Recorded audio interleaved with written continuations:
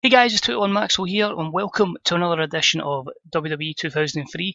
The Evolution will be televised. This week, the new format, of course, we're doing Raws and SmackDown in the same episode.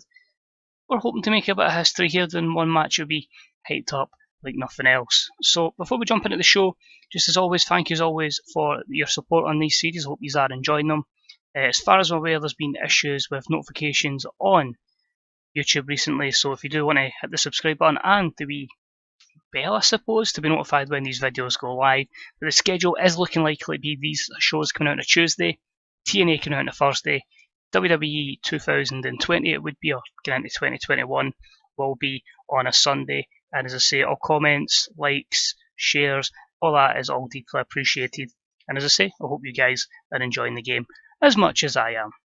But away from that, let's jump into Monday Night Raw. We're 2 weeks away from Wrestlemania. I'm in the Quicken Loans Arena in Cleveland, Ohio, the home of the Cleveland Cavaliers even. And I decided to go big with this episode. And the basis is we're going to have two big feuds from the Attitude Era combining together for one major show and segment and match. So we'll get Triple H, obviously his rival at WrestleMania for the WWE World Heavyweight Championship, Shawn Michaels, and a bit of a verbal beatdown with each other, and then The Rock and Austin in there as well. So really hammering home, legends of the Attitude Era. Try to take it into this ruthless aggression era, and that promo gets an A99 these verbals. The Rock worked the crowd well, strong start to the show, crowd's hotter, storylines are, as I say, gaining some heat, and a real hype to this. And as you can imagine, I want to book this as a match to see how it goes down. So Eric Bischoff comes out and says, you know what, let's make history. Let's give the people what they want to see. Let's show that Raw's better than SmackDown. Triple H and The Rock versus Shawn Michaels and Steve Austin. Rivalries from the past working together to take on present foes. So B plus 87, Bischoff enjoyed the freedom. The show got the crowd got a lot hotter anyway, and storylines advance. And brief, great start to the show. We can calm down a little. We'll then get Trish Stratus saying, at WrestleMania she's going to show she is the dominant diva in the Divas division, as it is back then, and she's going to beat down Victoria, so that's a B minus 74. Good promo from Trish. She takes on Molly Holly, and she defeats Molly in 7:56 with the Stratus faction. C62, overall I'm pretty happy with that. A 57 rating for Trish and a 49 for Molly. And yeah, did make this my storytelling match good. Couldn't remember if I'd definitely remembered to do one, but overall, more momentum for Trish against a very good opponent in Molly Holly. Next up, we had Mark Henry defeat Maven in 5:31. It says a roll up. They just basically rolled a body that had been destroyed by the Hall of Pain. But a D plus 49, the world's strongest man, with 53 performance here. A lack of psychology as we continue to build Mark up and gain him a bit of skills. A few negatives to be expected, but overall makes Mark Henry look as dominant as always. Next up, we've got the Tag Team Champions, Lance Storm and William Regal, coming to ringside to the commentary booth to do some colour commentary in the next match. They're going to be viewing this match with intent. A C plus 66 for them. It's a match between the Dudleys and Chris Jericho and Christian. But while they're coming down, we head back and it's just basically Teddy Long bigging up Mark Henry, so that's a C65. I honestly didn't misplace that segment, but overall it makes Mark Henry come across really good and as dominant as he should be. For some reason I really made an arse of it where I'd put that segment, because now apparently we've got a match between Kane and Chief Morley. Kane wins with a tombstone in 7:10. B77, Kane looks dominant, is building up as much momentum for Kane and Mark Henry. Overall pretty good. Then we finally have that match that had great wrestling and good heat, and it was the two heels, Christian and Chris Jericho, defeating the Dudleys in 13:37 when Jericho defeated Devon by pinfall following a distraction from Jamal. So Jericho carried the match. Overall, as I say, there is going to be a triple threat tag team match for the tag championships. We have to obviously get as much heat on Jamal and Rosie as possible. Jericho and Christian look likely to win a multi-man match that will be determined on next week's Raw. Then we have Booker T and the returning Goldust back from his suspension, and they beat the crap out of Ric Flair and Batista. So they are completely down and out. Goldust underperformed, but the B78 saw the storyline continue, but the storyline lose a bit of heat. But this was because Booker T was going to be facing Randy Orton, and the other member of Evolution will pretend Ric Flair wasn't at ringside, but Booker T defeats Randy Orton in 15-13 with the scissors kick. So it's getting a bit of momentum back to Booker T and Goldust after a continual beatdowns by their opposition numbers. So overall, pretty happy with that. After this, Randy Orton gets then beaten down himself by Booker T and Goldust, who have really shown what they're made of. So that's the C+66. Good segment there. I'm also starting to think I don't have enough attractive women in this show, so that may hurt us. We need to hope they consider Molly attractive in this mod.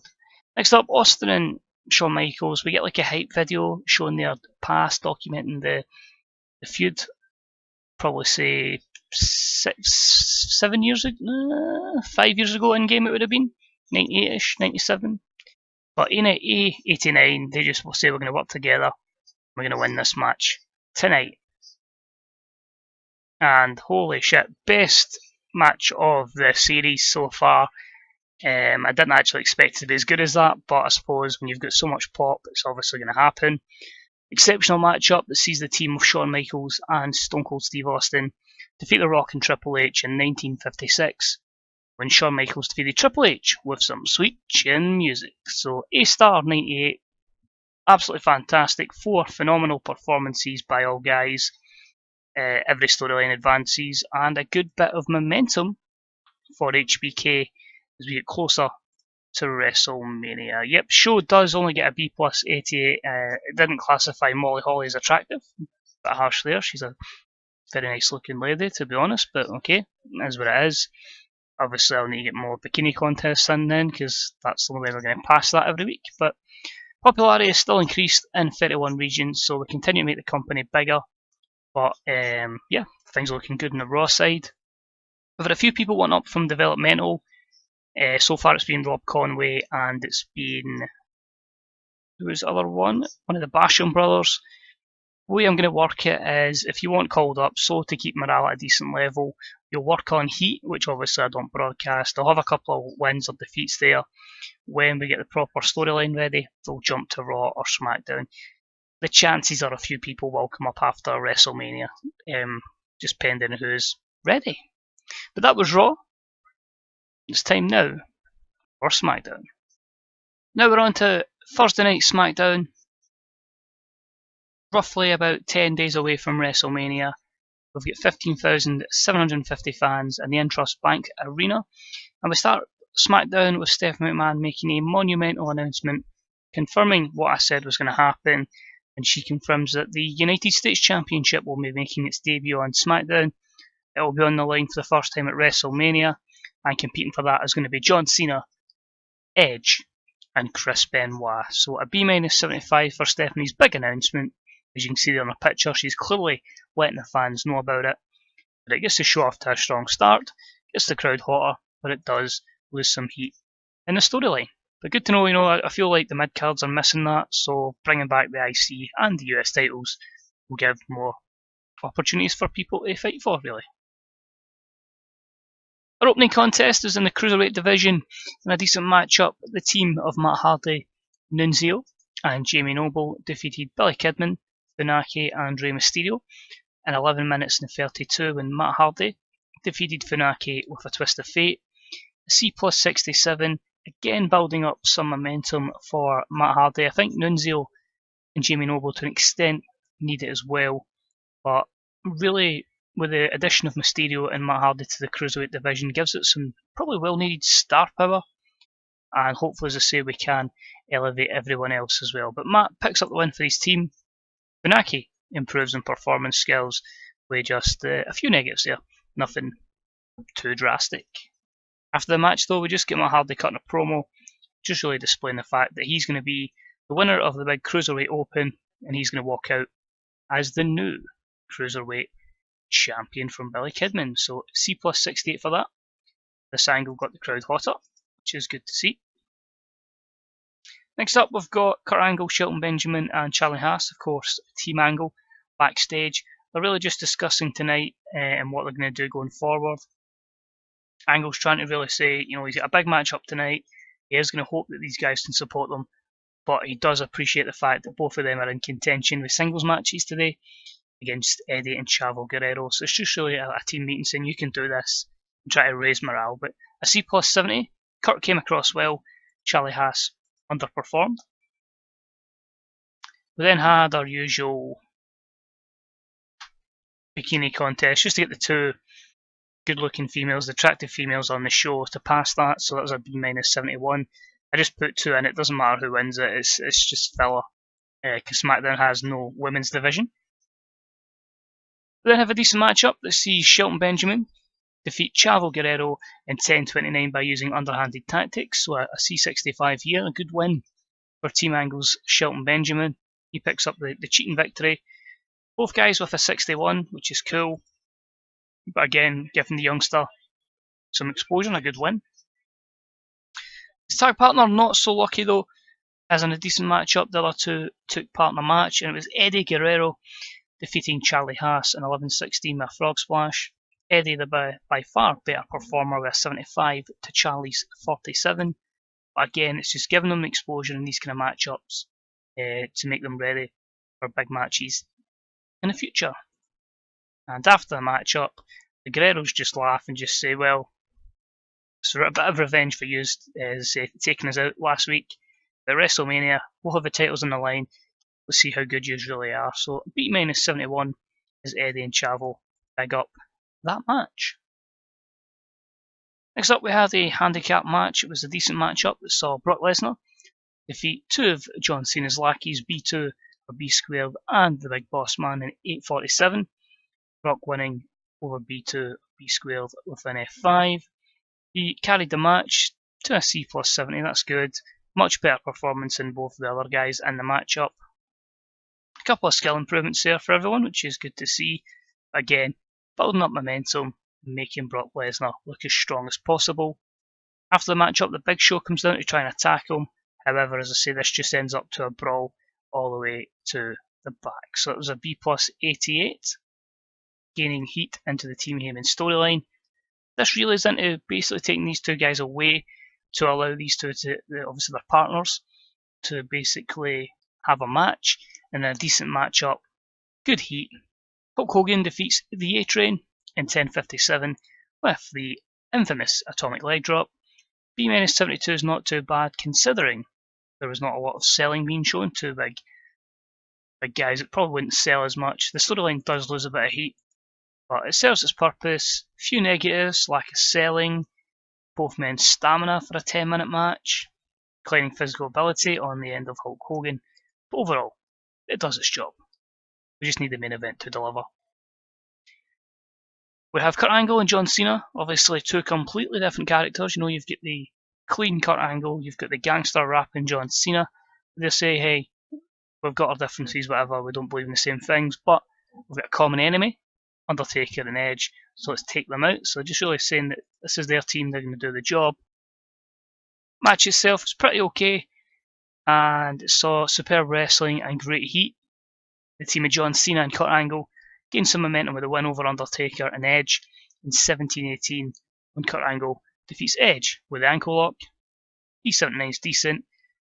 Probably deserved better announcing, better colour commentary. Edge win 82, Taker and Kurt Angle win 90s, which is good. John Cena just about an 80 odd. But two storylines advance, gaining a bit of heat. Taker improves a couple of skills. Negatives there. Maybe could have been a bit longer. Overall, as I say, you see instances like that John Cena and Edge, with a good bit of booking, a good storyline, could easily make it to that main event scene pretty quickly. So that's good, but like real life, we'll get a bit of time before we push them there. And when the show, Kurt Angle beats down a fallen Undertaker, gaining some heat behind him. So the champ manages to survive again. A89, Taker came across well in the storyline, gaining some heat. Overall, does the job of EP21. Probably not our best show, but it's up there with one of the more decent ones. Increases the popularity of WWE in 8 regions. So we've got a rough idea of where we're going with WrestleMania. As I say, the card will be revealed, as I say, on next week's Raw and SmackDown video.